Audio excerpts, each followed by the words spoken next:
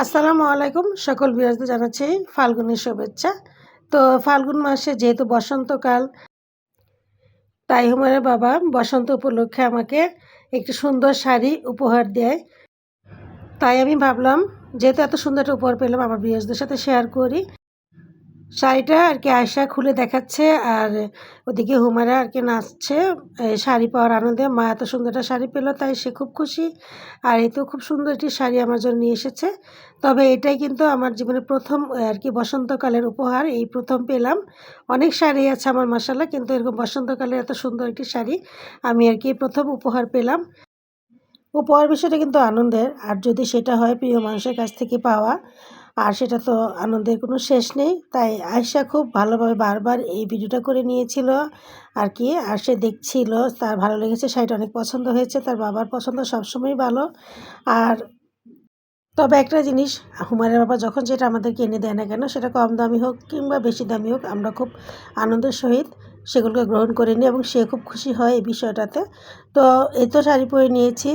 যখন বাসায় calling bell টিপ দেয় তখনই দৌড়ে সালোয়ার কামিজের উপরে আমি শাড়িটা পরে নিই। যেহেতু সে এত কষ্ট করে আমাকে এনে দিয়ে গিয়েছে শাড়িটা পরার জন্য। আরও দেখতে পাচ্ছেন এটাতে ট্যাগ বা সিল সেটা এখনও লেগে আছে, আমি সেটাও ছিঁড়িনি। আর সে খুব খুশি হচ্ছে আমি শাড়িটা পরাতে। আর ছেলেমেয়েরাও খুব খুশি, তারাও একটু দূর থেকে ছোট করে ভিডিও করে নেয় মা বাবার এই সুন্দর মুহূর্তগুলোকে।